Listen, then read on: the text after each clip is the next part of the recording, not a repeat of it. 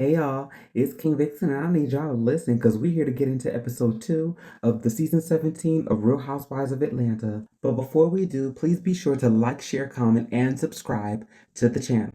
So this episode opens up with the taglines that we didn't get to hear from the last episode because they opened up the premiere episode with the sizzle reel and Cynthia Bailey's What Else Is Going On.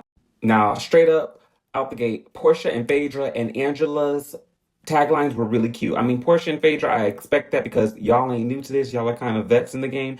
And Angela did a really good job with hers too. I thought those were cute. Now, Drew's tagline was corny, of course, but hey, what do you expect? And I'm so sorry, Shamia's tagline was lame too. I wanted her tagline to be about her and her personality and her pizzazz, not about something else and someone else. Every time Shamia refers to herself, it's in the shadow of someone else, whether it be Portia, her mother, her husband. And I just want Shamia to find her own star and find her own footing because she is that girl. She just got to believe it first. Like that whole, I've been loyal to a fault, and I'm finally going to have my own back. Save it. You was too grown for that. And the fact that you heard that back recorded and still cleared that as your tagline, shame on you, Shamia. Shame on you. This ain't your first season, but like, for example, your new bestie's Kelly's tagline. Kelly's tagline had the pizzazz and it summed her personality all up in one sentence. That's what we looking for. Pinky's tagline was just okay, and Kelly Michelle's tagline was shady, but we just gonna let them have that and give them grace because it is their first season on the show. Now, as far as everyone else's attire in the opening photo, Portia's best dressed. Like, she's the only one that seemed to not be doing too much and not be doing too little. Like, everybody else was either too plain or too much. I feel like Portia was the only one that's, she's seasoned in this game. Like, she know how to show up and hold her peace. Now, getting into the episode, I cannot tell y'all how old I felt watching little Aiden drive Phaedra to high school. Like, girl, she was just lying about her due date and just bringing him to his first day of school. Like, oh my gosh, the man is grown, which means I'm old. But anyway, we're going to move right along. And not for nothing, when we flash by Drew and Angela having lunch and Drew inviting her to her movie premiere, I am tired of Drew in these coats, like these big ass fucking shoulder padded coats on her shoulder. Like, it's getting very much so matronly. Like, I know you think that you shutting it down, but bitch, you're not. It's giving Arena on Love and Marriage DC. Like, it's just not necessary. Now, I don't know if she spent a piece of coin on the jacket and she's trying to let the people know how much money she spent by just wearing it and propping it up in the scene, but it just looks like it's giving no man. Now, Portia pulls up to a spot called the Dirty Tea in Atlanta with her fly ass Rolls Royce. She's there to meet Kay Michelle and Kelly so that they can recap and discuss her mistake event or her couple's dinner or whatever she just had at her house. Now, can I just say, I love the way Kelly stepped on the scene with her little fun size self, hopping out her truck onto her YSL stilettos, honey, tiptoeing and prancing on into the tea party. That was cute. Now, to be doing all that rant and raving on how cute she was in the damn scene, honey, we cut on over to the confessional and no, ma'am. Epic fail. I do not like that burlap dress with them patent leather, leopard print, bunched up gloves. That, I don't know who the hell you paid to tell you to put that on, but you need your money back. Now, her hair and makeup at the confessional looked real good, but that outfit in particular was a hell no. Now, they all get to the table. They sit and catch up about Portia's couples dinner. They all want to talk shit and clown and Jones on Drew and that weird ass dude Black that she had on her phone as a Zoom date. But my thing is, right message, wrong messengers. Like, y'all ain't the band of bitches that need to be sitting about talking about anybody's man. Because K. Michelle, your husband, Portia, your dating decisions, and Kelly, your ex-husband, y'all need to keep your opinions to yourself. Now, Portia and Kelly get to discussing their relationship or whatever breakdown that they've had in it thus far. Now, at first, in my opinion, I thought that the breakdown in their relationship was Shamia, like she was the barrier. But now that I think of it, no. What it is that Kelly's unimpressed by Portia. Like, Kelly does kind of want to, she is the girl that wants to fit in with all the it girls, but she's unimpressed by Portia because she's a self-made woman. So it's like all the ass kissing that everybody else does for Portia, Kelly ain't doing it, and Portia don't like that. So she's gonna pick with this bitch or bother her to try to bring her down to size or make them, level them out in her mind. Because in her mind, you a newbie on her show.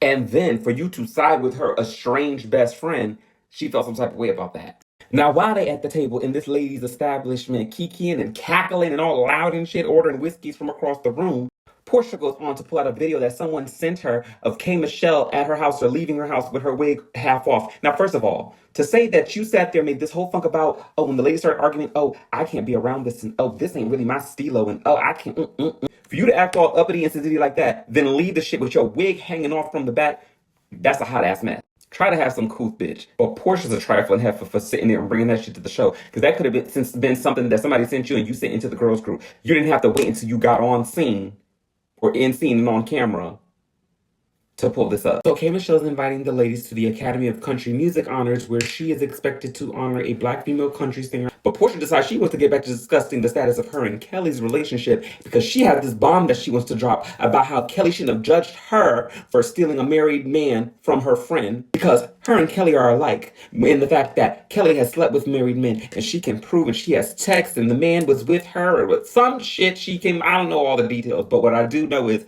bitch, what? Kelly had to tell Portia, hold tight, ho. First of all, for you to be saying something like that I've slept with married men and you know it for a fact, that should have a receipt. Where are your receipts?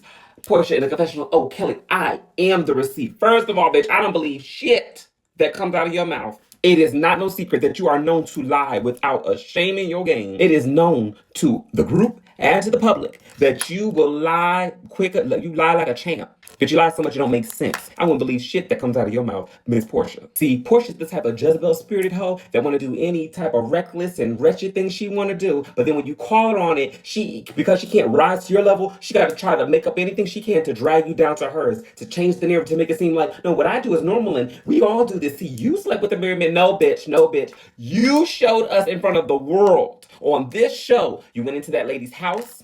You went to that lady's costume party. You ate that lady's food. You swam in that lady Fallon's pool. You motherfucking dapped up that lady's husband. You flew on her private jet, her husband's private jet. And the second that lady had a problem with her husband, a marital issue with her husband, you was in her DM acting like, oh girl, just checking on you to see everything's okay. But you was in his DM as well. You end up marrying the man that you're now getting divorced to. You live in their house, the same house that they were filming in when you met that lady, when she was married to him. Now they don't live in it and you do. Bitch, listen. You are going to, for now, henceforth and forevermore, have that scarlet letter on your left and your right titty. But the problem is you can't just wear, because see, you don't have no shame in your game when you're doing it, but you got shame in your game when it's time to wear your scarlet letter, dear. No, no, no, no, no, no, no. And then you want to drag everybody else down to be like, oh no, see, this is normal. No, no, no, it's only normal to a trifling bitch like you. And on top of that, it's been all these years, it's been all this time, and you still ain't never admitted to or taken accountability for the part and the role that you played in that, for the trifling shit that you did. But what you want to do is you want to drop this bomb and have all these details on what this divorced lady is doing with her pussy, like you wanted her pussy hairs or panty liners, when the fact is, let's talk, you still ain't admitted to that shit that you did with Simon and Fallon. Bitch, you still ain't admitted to the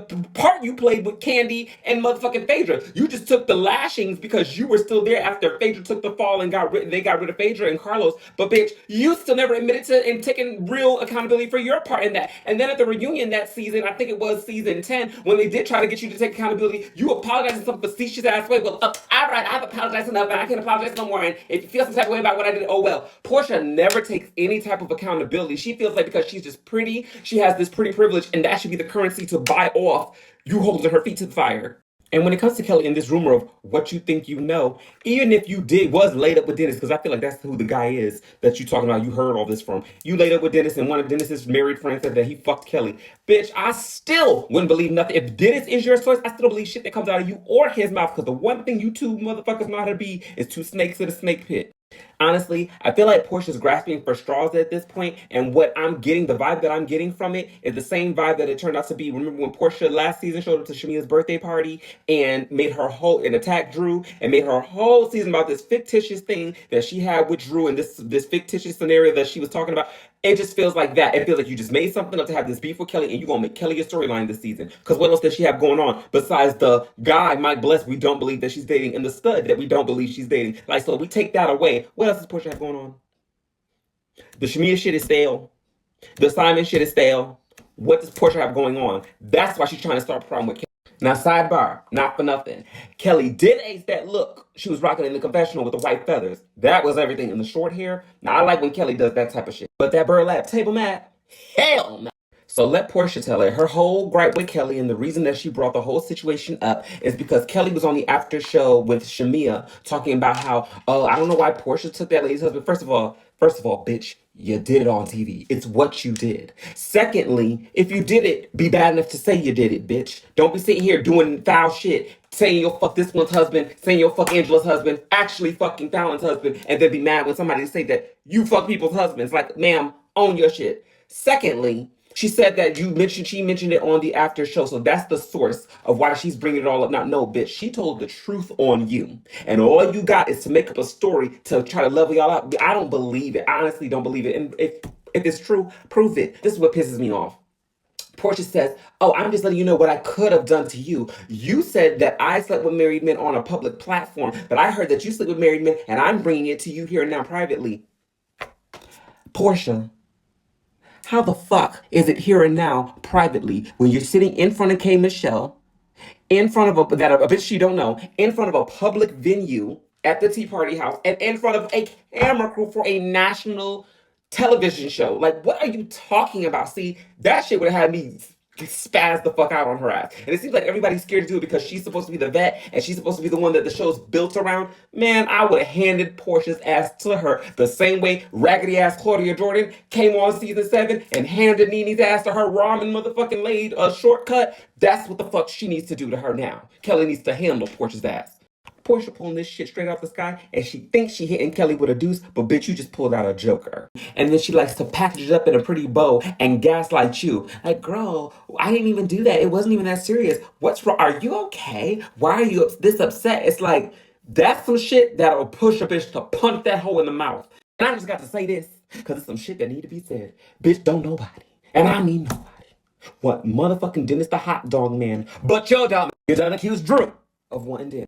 You done accused Kelly of wanting Dennis. Bitch, don't nobody want Dennis but you. And like Kelly said, have y'all seen Dennis lately? Bitch, I didn't want him back when you first got with him, but I would have taken that version over this version because Dennis look a scruffly devilly mess. Dennis, you another one that got too much money for that, baby. Well, baby, I'm here to tell you, don't nobody want Dennis but your simple-minded ass. Dennis is actually what she deserves. Portia do so much playing everybody else, she deserved to get played by somebody that ain't even on her level, like Dennis. Because that's who she really want. He just don't want her. So anyway, back to the scene. They get up, they hug it out. Portia might think that they on good terms and that they done cleared this shit up, but what you don't know, baby, is you just declared war on motherfucking Kelly. Y'all might have sat at the tea party with y'all legs crossed, but no, she about that action. Because you just tried this bitch on TV in front of a bitch she don't know and then called it private. Oh yeah, heifer. Yes. So we move on to Pinky Cole's house to get more into her storyline in this sorry ass husband she got. When she met him, he had 2 children. She had none. She started having the 3 children that she's had in the last 3 years, 3 months after meeting him, after building her slutty vegan brand to $100 million brand.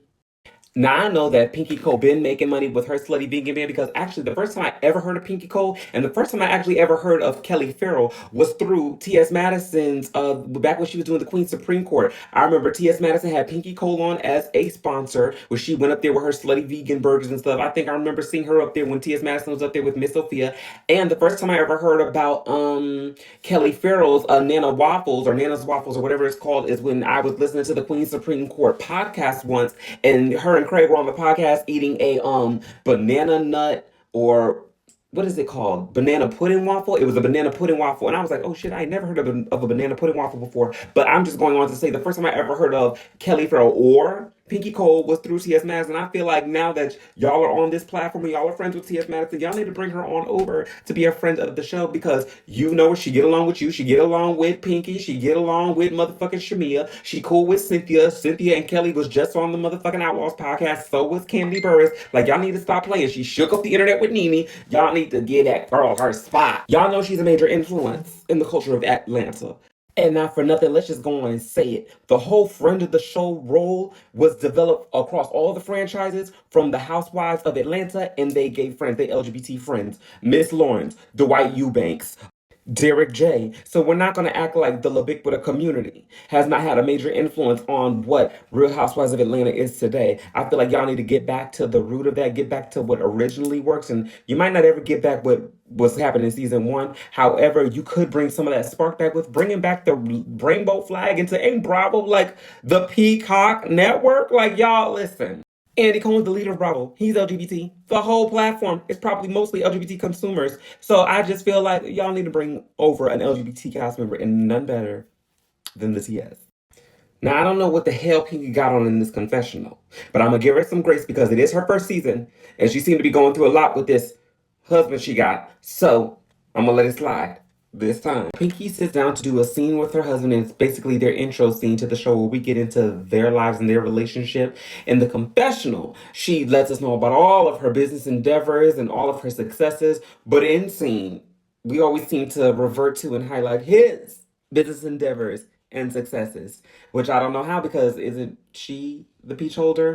Now he done tried her in front of the cameras when she was cooking something for their son, and he had to make it a point that he'd been cooking longer than her. Then he tried her again when he goes on to mention that he wants to open some corporate spaces, because I think like she has Slave Vegan, he has some cheesesteak place or whatever, but he wanted to make it a point that he wanted to open some corporate spaces, and she said, "Well, I think that it would be smarter to open some franchise spaces." Oh no, well, I've been in business longer than you. It's like y'all on the same team, right?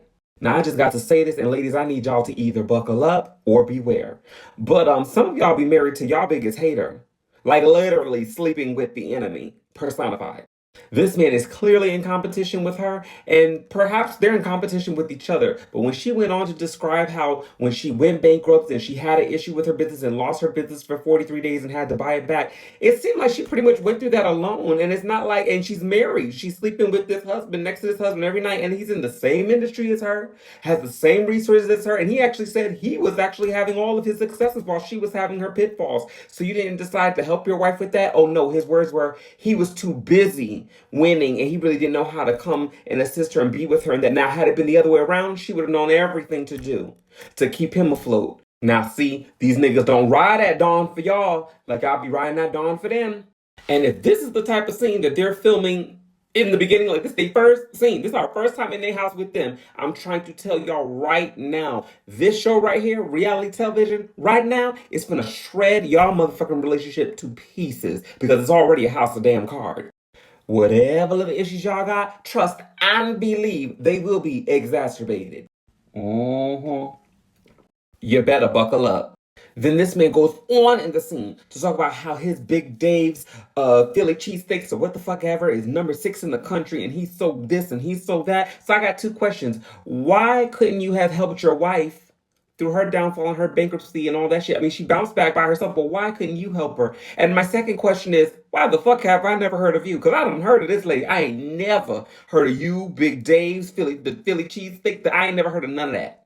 And actually, one more question. If you're so experienced and such the expert and the top dog in y'all's industry, why did she even get to the point of having a bankruptcy issue? Shouldn't you have known all the things and all the loopholes and all the endeavors and all the routes and all the shortcuts? Like, shouldn't you have been there to guide her through all of that? But all you got to offer this lady as she's sitting here crying in your face is, "Oh, well, I really didn't know how to help you while you were going through what you were going through and your falls because I was busy winning." What kind of shit is that? Don't you have all these expertise? What had happened? And then Pinky going on to get on my nerves in the confessional because she's referring to him as her baby daddy, but he been her husband for however long, and she got 3 kids with him. So it's like, did y'all just get married for the show? Then she's sitting there bragging about how, oh, when we don't have a prenup. I mean, all of his businesses that he has, I have access to those, and those are mine too. Well, guess what? Your $100 million brand is also his. He knew what he was doing when he popped all them babies in you that motherfucking fast, married you when y'all were pretty much strangers, got you pregnant in 3 months, and made sure to do it without no prenup. Now, I see how you ended up in bankruptcy court. Bitch, you got to know better than this. Let me put y'all on some game my grandmama put me on real quick. Now, my mother and my grandmother have both had 2 husbands. My grandmother's second husband was my grandfather, and my mother's second husband is my father. Now, I remember watching Toni Braxton in the scene of Braxton Family Values. Maybe she was referring to Birdman, but I remember her saying something to the effect of, "The first time you marry for love. The second time you marry for money." So I remember coming to my grandmother and asking her what was her opinion on all this. My grandmama said, "Baby, any, each, and every time you get married, you do so because it's good business." See, marriage is a business. Creating and raising children together, business. Mortgages, business. Health insurance, car insurance, home insurance, business. Mending lives, mending properties, mending monies, business. Now, when it comes to love and all that, yes, of course you'd want to go into business with somebody you like. Of course you want to go into business with somebody that you love because it makes doing the business better. But it is business nonetheless. And big business at that. And I remember Kia Simone saying something like, when people say business is business and personal is personal, no, business is personal because some people only do business with people because of how they personally feel about them. You can meet somebody and be like, you know, you got all the credentials, you got everything that I want, but I don't want to go into business with you because I don't really like you like that. That will change a lot of things. You show up to a business meeting drunk. That ain't business, that's personal. People would be personally offended. So business and personal do coincide. Don't try to act like there's some things that are separate and must remain separate and can be remain separate, especially when it comes to matters of the heart. When it comes to matters of the heart, there need to be some rules, regulations, and protections. It needs to be business. You see how Candy handled her business with her prenup and shit, and luckily she did, because she got off in her divorce real cheap and easy. She not, she'd be sitting over there homeless without her kids like Drew with the loose screw. But anyway, back to the scene in their relationship. It gave real fishy and funny business, especially when the man sat down and sat across her talking about, oh yeah, when you met me, I humbled you. But how, nigga, she was a big deal. You had been in the food industry. She popped up after you, became a bigger deal within you, and you had to get her pregnant. You had to meet her and get her pregnant because you had to associate yourself and tie yourself to this bitch who was growing so big and so fast. So what you mean? You humbles her. And then he goes on to say, well, yeah, when you have a wife that's successful, you have to rise up to her. And so which one is it? Is you rising up to her because you don't meet up to her? Or did you humble her? It sounded like she humbled you, but not enough. I'm so sorry. I ain't letting up off this man. I don't like this man. We just met this man, but it's giving very much so Rocky and Tasha or Safari and Papoose and all them niggas where it's like, we only know you because of what your wife does, but as soon as a camera gets in front of you, you trying to change the narrative and convince the world that the only reason she is what she is because she married to your simple ass. Boy, bye. And this is the last piece I'm gonna say about Pinky Cole and her husband, and then I'm gonna get up off them. But she said something to the effect of, you know, I was so lonely when I was going through all that I was going through, and he was like, he tried to correct her, like, no, you weren't lonely, and she's like, well, no, I was lonely, and maybe I wasn't alone because you were there, but I felt lonely because I was going through it by myself. And this is the thing: how you gonna admit that how you gonna let the lady go through it by herself? Admit that you let her go through it by herself, but then correct her like, well, no, you wasn't lonely, you wasn't alone. Yeah, she pretty much was alone. And the thing about it is, there's no. Let me tell you something. Ain't no motherfucking way I'm merging money, living with, having children with, back to motherfucking back like she did with a motherfucker that I can't even go to when I'm. The whole point of marrying is for two to become one. When I'm empty, you're full for us. When you're empty, I'm full for us. It needs to be that team, that camaraderie. That it's supposed to be two becoming one. This shit is not giving that at the all. I can't stand sorry ass men that are sorry ass husbands, but then want you to give them credit in public like they the end all be all and they the king. Moving right the fuck along. No, not moving right along. Because what this scene is exposing to me is that you could have helped her if you wanted to. You chose not to because you didn't want to. And you much rather preferred her fall, you rise, you win, her lose, so that you could feel like the natural order of things is being restored, so that you the big king and she needs you to survive and move forward. And how can she build herself back up? Because she's loaded down with all these babies. But she did it. And bitch, you better keep going. Because Slutty Vegan has lived on, was born before you met that man and will live on long after he's gone. Because trust. The way it's looking to me, he gonna be gone pretty soon. Now, sometimes it's true that those who aren't for you will be exposed when you're winning because it'll seep out of them. They won't be able to handle it. But what's even more true is that the real motherfuckers that show that they ain't for you do it when you're falling, do it when you're losing. That's when your eyes need to be paying attention because they always gonna show their ass when they think you fell. But when they think you down, baby, it just might devastate you. One of my favorite Marilyn Monroe quotes is, if you can't love me at my worst, you don't deserve me at my best. And that's on God. But ladies, y'all need to stop settling for a damn piece of man that think he prettier than you and he in competition with you and shit. His voice ain't even as deep as hers. Then he want to act like he know more about her when she been her all the years before she met him. It's giving very much so Maurice Scott over there at Love and Marriage Huntsville. Then this nigga want to piss on her leg and tell her it's raining, talking about something. I literally wanted to be there for you. But this entire scene is her telling you that you literally were not. Moving forward, his ass needed to sit in the background and let her do all the motherfucking talking. So then we move on to a scene with Kim Michelle and her new husband. And if I'm not mistaken, I believe we've met this man already. If not on this show, on a different show. They were together as fiancés or being engaged, but was it when she was opening that Puffs and Pedals restaurant? When she had her own show, was this not a man that was on her show? I don't know, y'all. Y'all remind me in the comments. I don't know, Sean. I just recall her trying to have twin girls with this man via surrogate or something. They were supposed to be falling in love. He was her prince. I don't know. It's just giving a cycle storyline, but we're gonna let her slide with this. But just this time. But anyway, she goes on to mention how they're trying to have a baby because she wants a little girl. And I think this is something I've seen happen before where it's like, I don't know, I guess because, she probably didn't have a hand in raising her child, her first child or her son as much as she would have liked to, that she wants a do-over. Kind of like when Candy had her two younger children that she had with Todd. It's just like, they want a chance to, like, now that I have the money, now that I have the experience, now that I've done it already, or, raise the child to being grown, I want to like do it all the right way or do it all over. I think a lot of people would love the chance to do it over. But baby, you have a son that's in his 20s. Give it a few more years, he'll bring you home a granddaughter, and you can give her back. I don't know, but I'm just saying, like, maybe you should just wait or go ahead and have your baby. It's your damn life. So we see Shamia pulling up to the boutique looking extra fly in her Rolls Royce McCullen truck. You know, the one her husband got her for her birthday last season when her best friend Portia came in late and kind of crashed her moment, or at least tried to. Well, anyway, she's meeting up at the boutique with Kelly and Angela, and I can kind of see what y'all saying now about her body looking different. Like, I didn't see it last episode, and I was kind of vouching, like, y'all not gonna come at me like that. But either she done got something put in her butt, or she done got the butt suction thing that we done seen Kim Kardashian and Mama Joyce do on TV. But yeah, I didn't even notice it till she had her ass out in these shorts and stomping around the store like it hurt. So back to the scene where they're all catching up to meet up and spill the tea. Kelly's the first one pouring it because, honey, apparently her ex-husband done went and sat down with Tasha K. Child. And while we on Tasha K right quick, that is like the sleaziest and greasiest of motherfuckers out here on this internet. Like at this point, even hearing about anybody even going and sitting down with that lady says everything I need to know about them. So Kelly opens up about how she finally feels like she's just starting to dig herself out of the hole of her divorce. And I hope she is, good for her because she needs all the strength she's gonna need. She needs all the money she's gonna need. Revive your business and shit because you got these four girls to finish raising and it don't seem like you gonna get no help from him.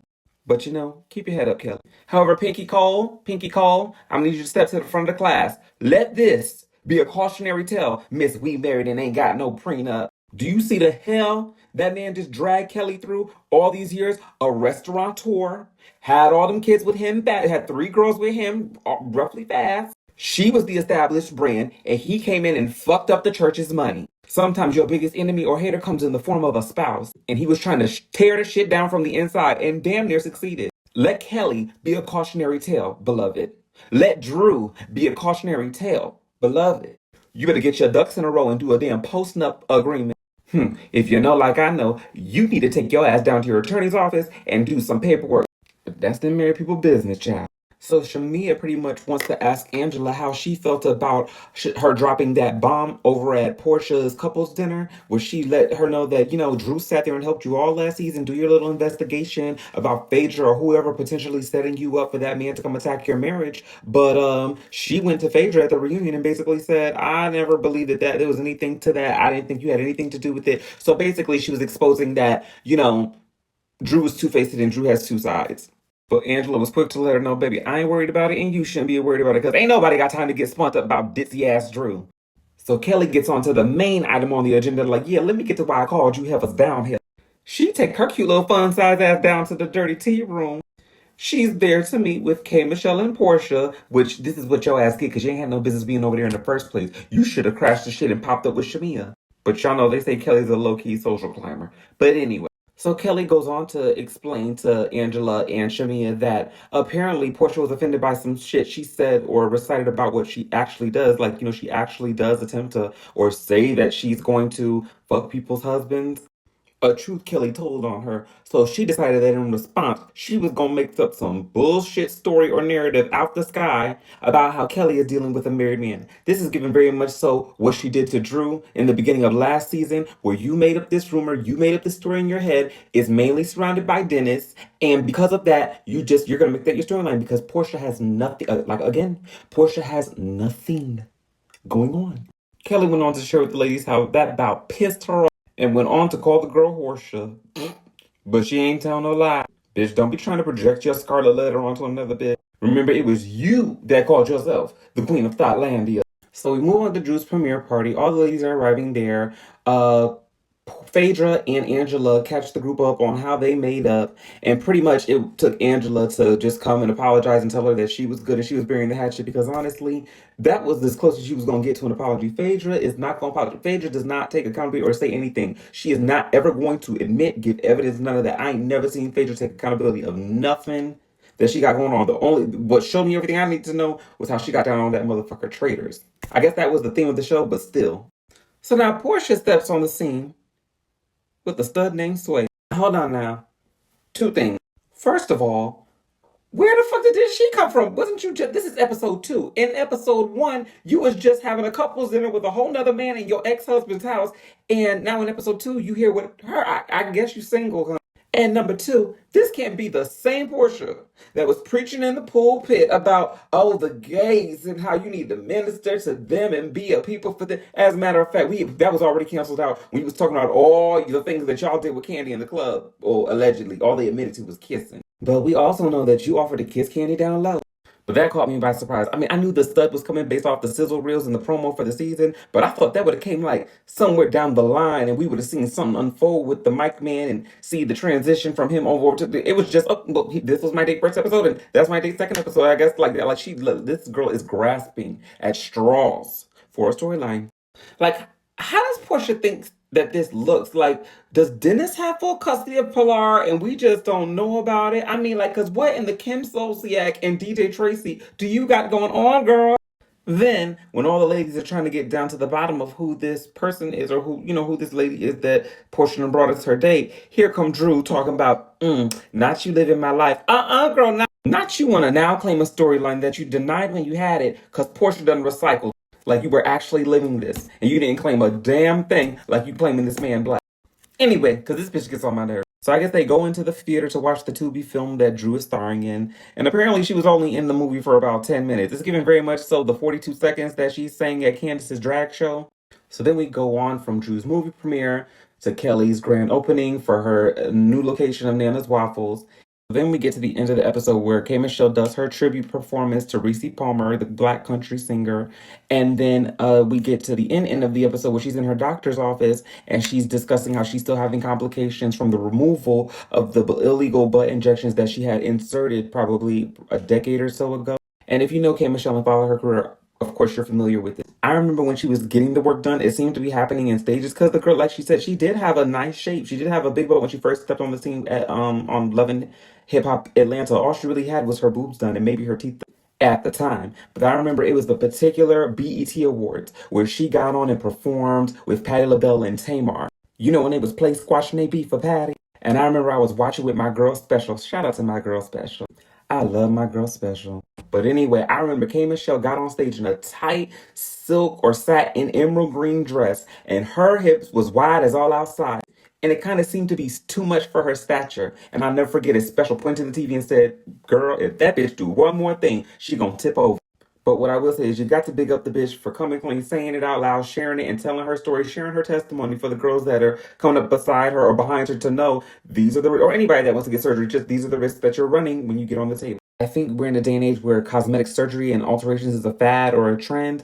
But I think, just as much as you research who does it best and how they do it and how much it costs, you should also understand and research the possibilities of complications. What happens a year from now, 2 years from now? What, does it change? Like, how does it age?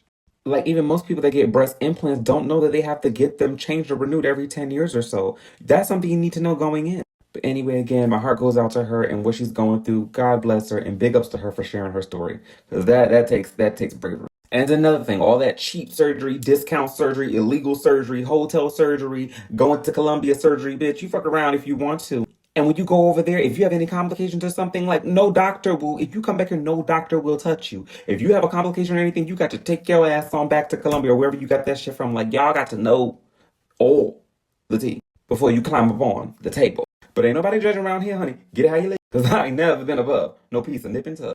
I've always been a person that felt like surgery and tattoos are something that you invest in, but you just don't go the cheap route in doing. But even having all the money in the world for the best doesn't guarantee satisfaction. You hear how the Kardashian mama Kris Jenner last year had that, or at the beginning of the year had that fabulous facelift, and everybody was talking about, oh, she looks 70 and her shit looked tight. You could look like you could bounce a quarter off her damn face. That's how tight her skin was. She just said in the article, she just mentioned or in an interview or something, how her facelift is starting to slip. And I said, not for no $300,000. That lady had a $300,000 facelift. That is a condo on the beach. She had the best of the best, the facelift guru, and she's not satisfied with her facelift, not even a whole 2 years later. So what I'm saying is, even having all the money don't guarantee the the satisfaction or like top tier results. I don't know, but I'm tired now, honey. I've been recording here for a little while. You ever knew the best that I got? It's time to go stretch out across my bed.